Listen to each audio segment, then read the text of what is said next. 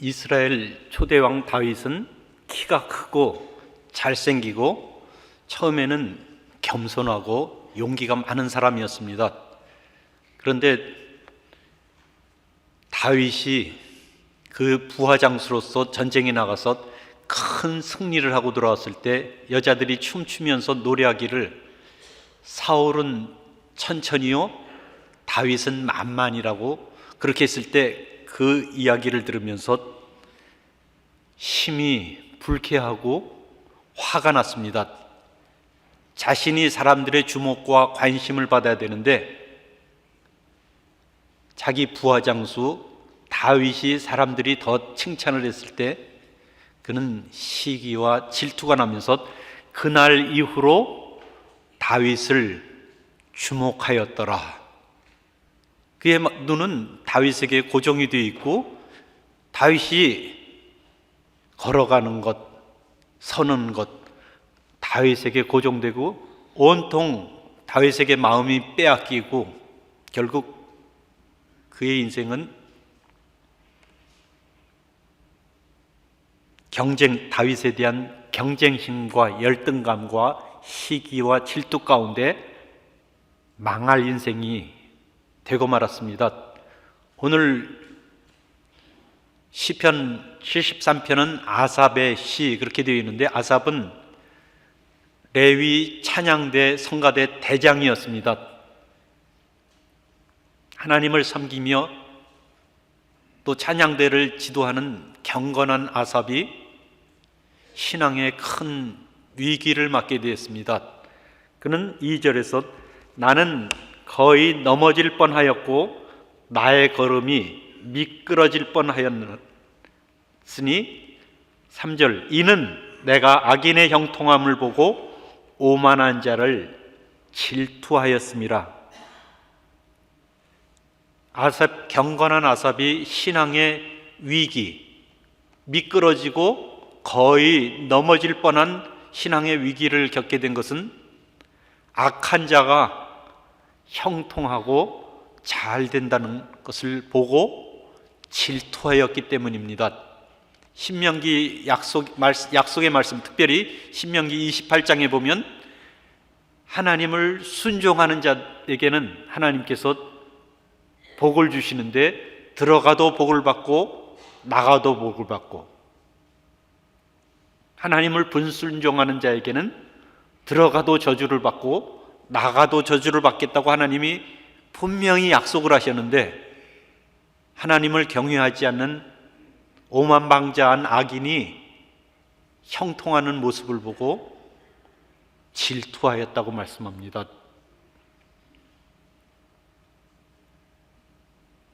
그 1절에 보면 하나님이 참으로 이스라엘 중 마음이 정결한 자에게 성을 행하시는 줄을 자기는 분명히 알았는데 하나님을 경외하고 사랑하고 하나님 뜻대로 순종하는 자가 복을 받고 하나님을 경외하지 않고 자기 마음대로 사는 교만한 사람을 하나님이 축복하지 않는 것 같은데 현실은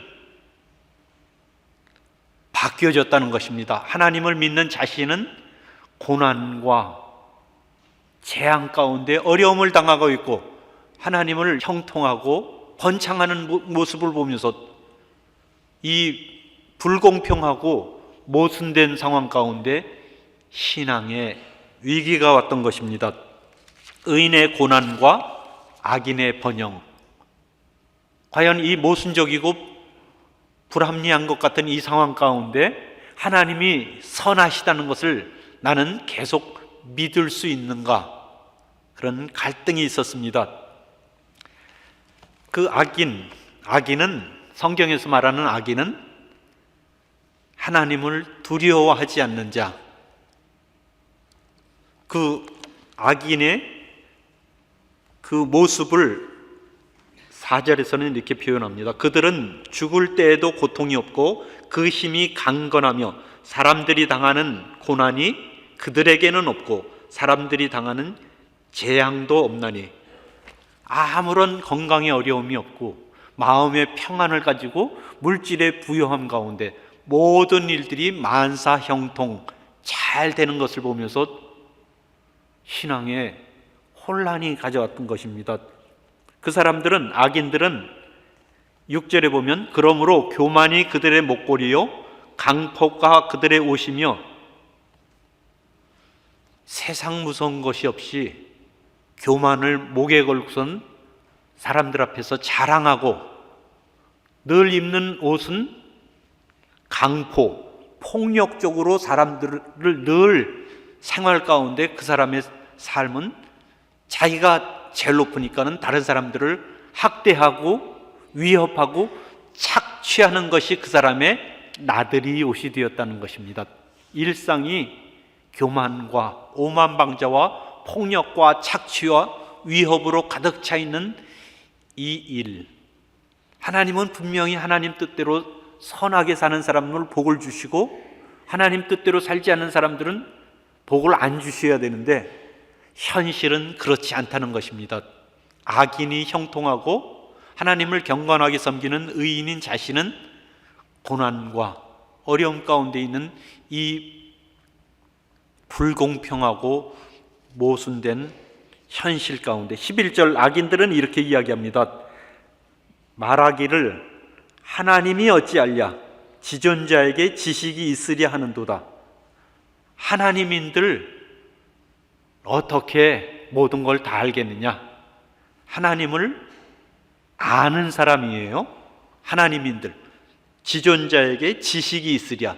하나님을 알기는 알되 입술로는 시인하나 그의 말과 행위로는 하나님을 부정하며 자신이 하나님이 되어서 자기 마음대로 원하는 것을 하면서 사람들을 착취하고 폭력을 가하는 그런 악인들을 어떻게 하나님께서 가만히 내버려 두지 않고 저렇게 평안하고 아무런 고난이 없고 잘 되는지, 자신의 고난받는 자신의 상황과 악인의 형통한 모습을 비교하면서 거꾸로 된 것 같은 이 현실 속에서 신앙이 미끄러지고 거의 넘어질 뻔하였다라고 고백하고 있습니다.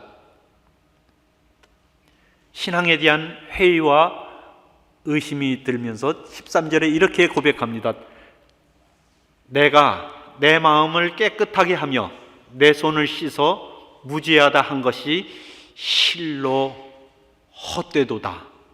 의심과 회의가 자신을 삼키리 하면서 하나님에 대한 신앙을 거의 포기할 뻔한 그런 상황 가운데 그에게 전환점이 된 것은 17절입니다.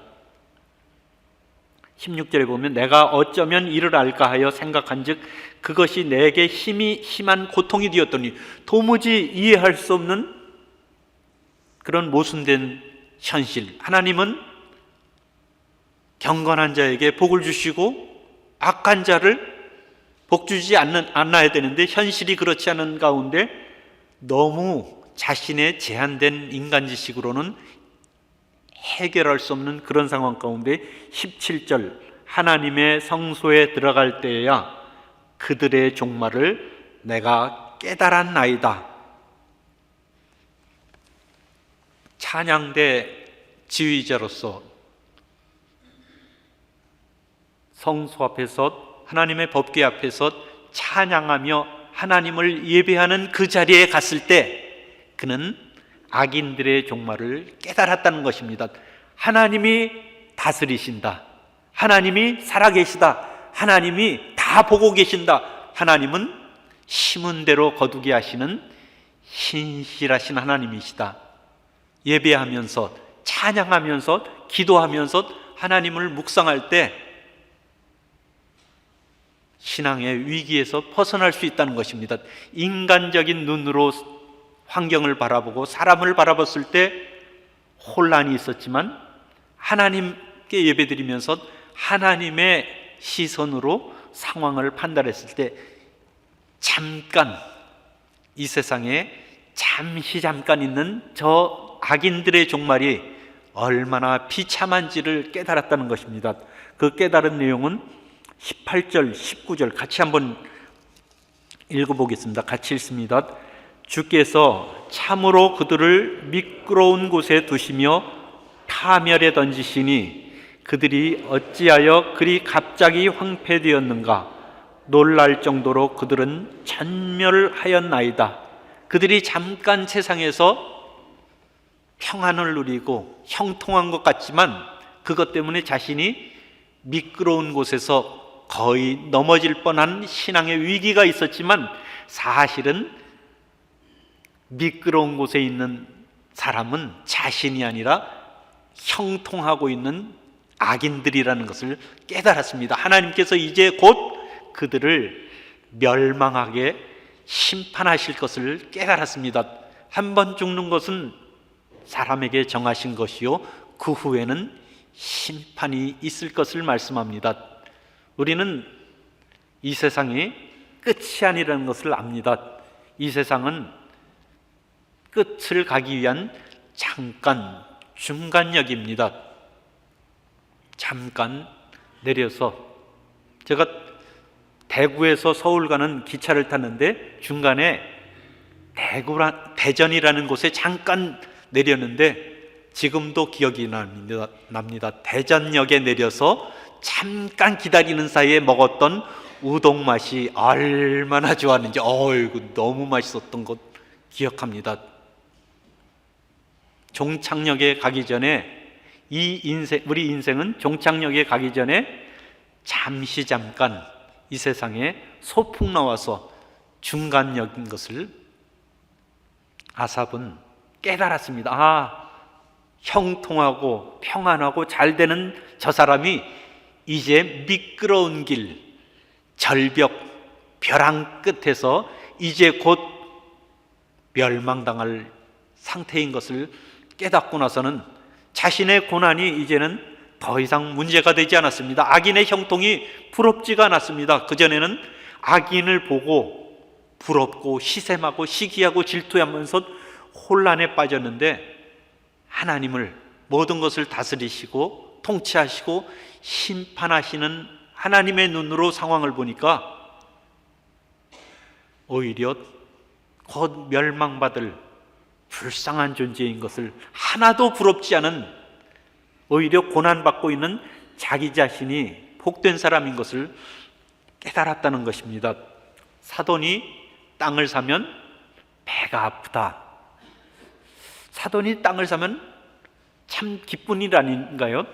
참 그렇게 가난하게 살 때 도와주지 못해서 나도 힘들게 사니까는 도와주지 못해서 어려웠는데 이제 사돈이 땅을 사서 이제 자립을 할 수 있으니까는 내 마음의 짐도 덜 수 있고 혹시 사촌이 큰 풍년이 들어서 추수를 많이 하면 혹시 나에게도 좀 나눠줄 수 있는 그런 기회도 있을 수 있고 그런데 왜 배가 아플까요? 네, 남이 잘 되는 꼴을 볼 수가 없는 우리들의 타락한 죄된 본성 때문에 우리들은 인간적인 눈으로 바라볼 수밖에 없습니다. 그러나 우리들의 시선을 돌려서 하나님의 시선을 보면 이웃이 사촌이 땅을 산 것은 너무 나에게 잘된 일입니다. 너무 기쁜 일입니다. 그래서 또 이런 얘기가 있습니다.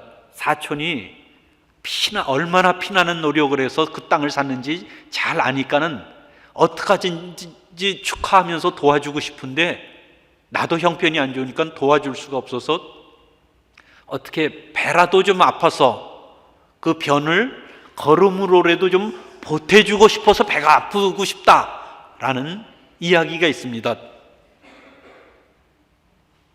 내 인간적인 눈으로 바라볼 때 배가 아프고 심통이 나고 부럽고 질투가 나지만 하나님의 시선으로 바라보면 범사에 감사하고 기뻐하는 자와 함께 진정으로 기뻐할 수 있는 줄 믿습니다. 내 생각으로는 풀기가 너무 어려웠던 그 신앙의 위기, 하나님의 성소에 들어갔을 때 하나님의 통치하심과 하나님의 심판하신 엄위하신 하나님을 만났을 때, 그 하나님의 눈으로 바라봤을 때 신앙의 위기, 미끄러워서 거의 넘어질 뻔한 그 신앙의 위기가 해결되었던 것입니다.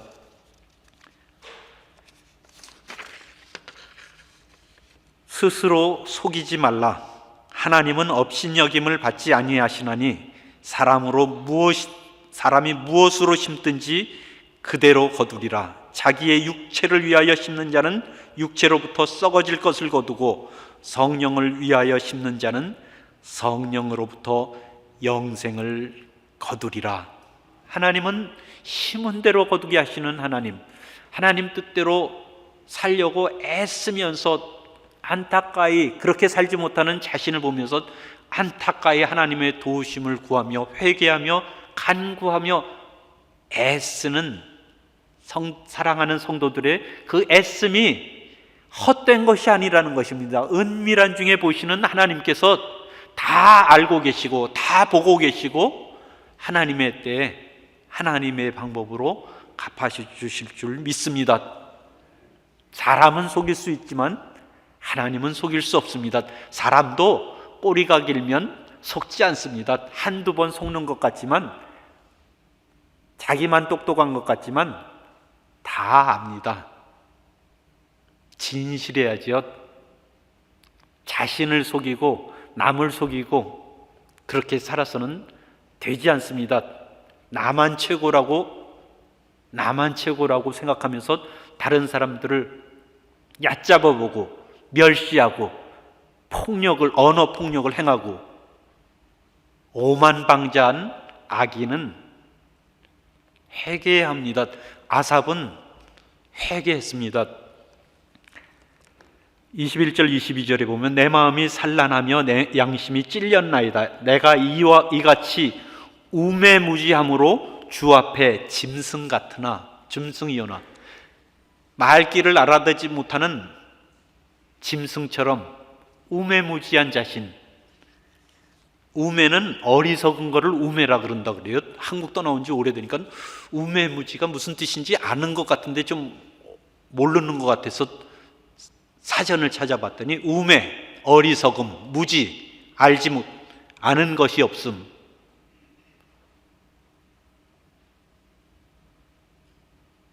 짐승같이 우둔해서 어리석고 아무것도 모르는 자신이 가슴 아픈 회개를 하면서 하나님 앞에 결단을 합니다.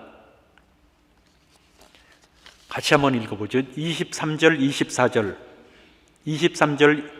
24절 같이 읽습니다. 내가 항상 주와 함께하니 주께서 내 오른손을 붙드셨나이다. 주의 교훈으로 나를 인도하시고 후에는 영광으로 나를 영접하시리니. 예전에는 고난 가운데 악인의 형통을 바라보면서 신앙의 혼란, 위기, 미끄러져서 거의 넘어질 뻔하였는데 이제 하나님의 뜻, 심은 대로 거두게 하시고 심판하시는 하나님의 뜻을 깨닫고 나서는 결단을 하기를 내가 항상 주와 함께 하겠습니다. 형통할 때나 고난당할 때나 건강할 때나 약할 때나 부할 때나 가난할 때나 환경에 상관없이 항상 하나님과 함께 하겠습니다. 결단을 합니다. 이제 그는 신앙의 위기에서 벗어나서 신앙의 더 한층 높은 신앙으로, 성숙된 신앙으로, 흔들림 없는 신앙으로 나아가는 모습을 볼 수 있습니다. 내가 항상 주와 함께하니 주께서 내 오른손을 붙드셨나이다. 고대 중동지방에서는 신이 왕의 오른손을 붙잡고 영광의 자리로 인도한다는 그런 이야기들이 많이 나옵니다. 오른손을 붙잡는 것은 구원과 보호, 존귀와 영광을 주신다는 그런 상징적인 표현입니다. 24절에 보면 주의 교훈으로 나를 인도하시고 후에는 영광으로 나를 영접하시니니. 내가 도대체 악인의 형통을 보면서 혼란 가운데 신앙의 회의와 의심과 갈등이 있어서 거의 넘어질 뻔하였는데, 이제는 내가 항상 주님과 함께 하겠습니다 결단했더니 하나님께서 주의 교훈으로 나를 인도해 주신다. 나는 우매무지해서 짐승과 같이 우매무지한데, 지혜로운 하나님께서는 주의 지혜로운 교훈으로 나를 인도해 주시고 후에는 영광으로 나를 영접하실 것이다.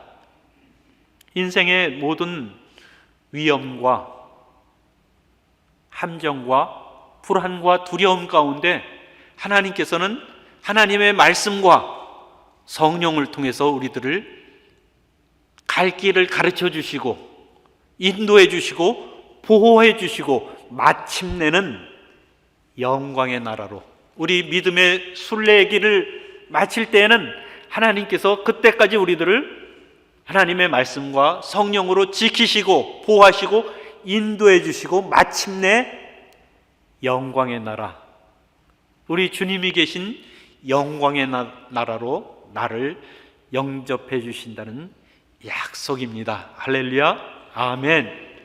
그러므로 이 세상의 형통이, 악인의 형통이 더 이상 부럽지가 않게 됐습니다. 자신의 고난이 그렇게 어렵지가 않았습니다. 하나님이 도와주셔서 이 고난이 속히 지나갈 줄 믿습니다. 그러나 설령 이 고난이 내 인생 끝날까지 없어지지 않는다고 하더라도 나는 주님과 항상 함께 하겠습니다. 왜냐하면 이 세상은 잠시 잠깐이고 하나님의 영광의 나라는 영원 무궁하기 때문에 이 세상에 잘 살든지 형통하든지 고난받든지 가난하든지 건강하든지 약하든지 상황과 형편이 문제가 되지 않고 이제 나는 주님과 영원히 함께 하겠습니다. 왜요? 그리고 신앙 고백을 합니다. 26절, 27, 25절, 26절 이제 신앙 고백합니다. 같이 읽어보겠습니다. 하늘에서는 주 외에 누가 내게 있으리요? 땅에서는 주밖에 내가 사모할 리 없나이다. 내 육체와 마음은 쇠약하나 하나님은 내 마음의 반석이시요 영원한 분기시시라.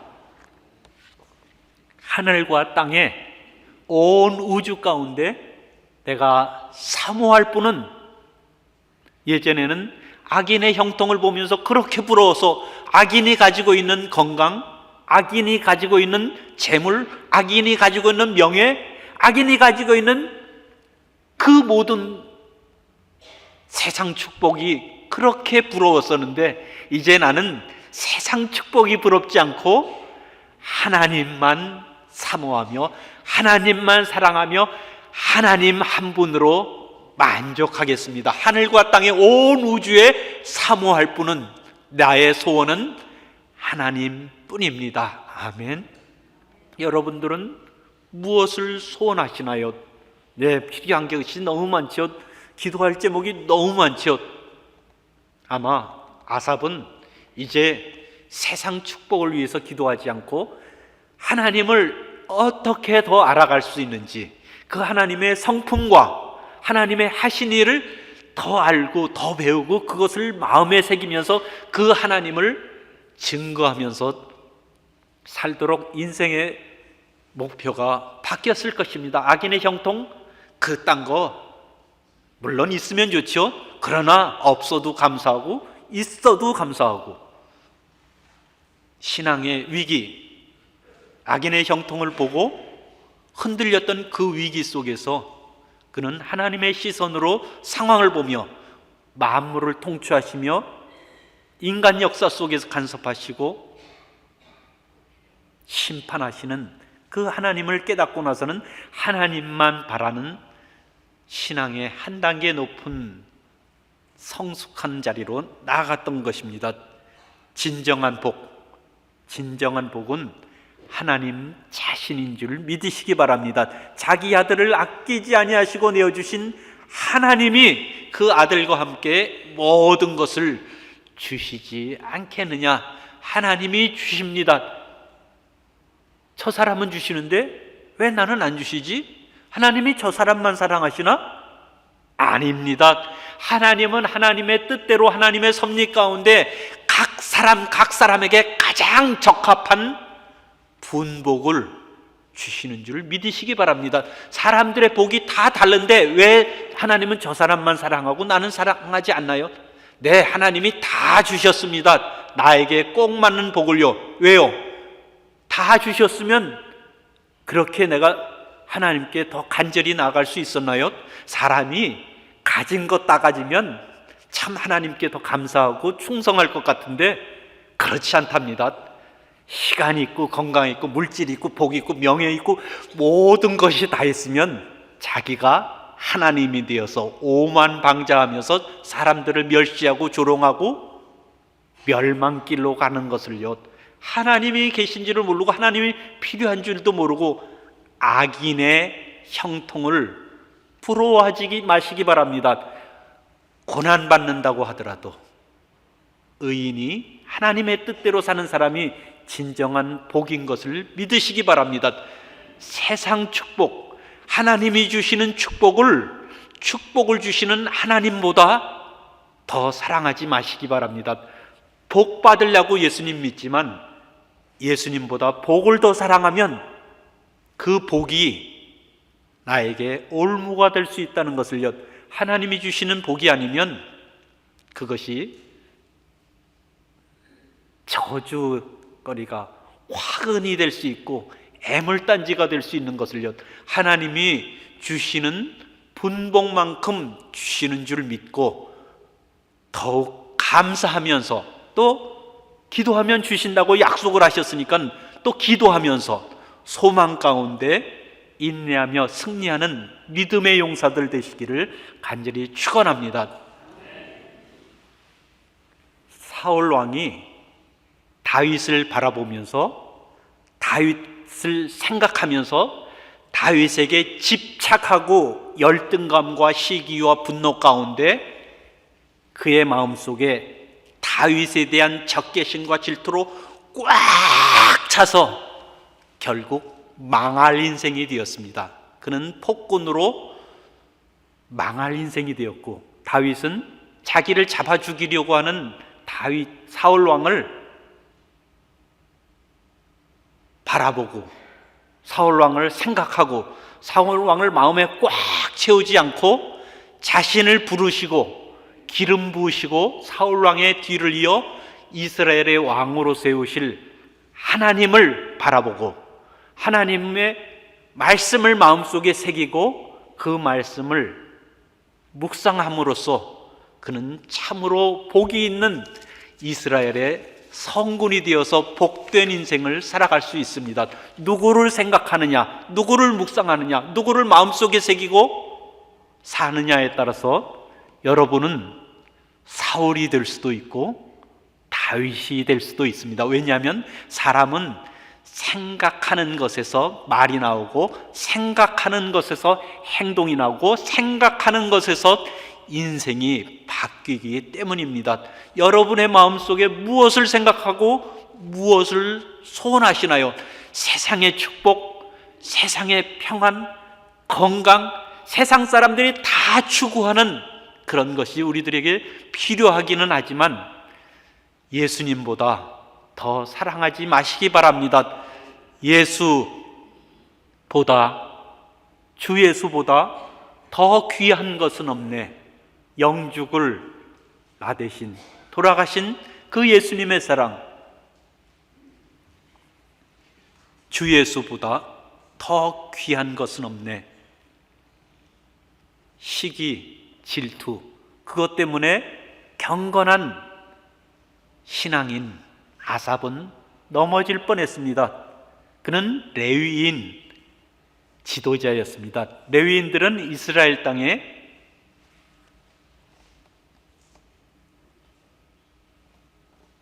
자기 기업의 땅이 없었습니다.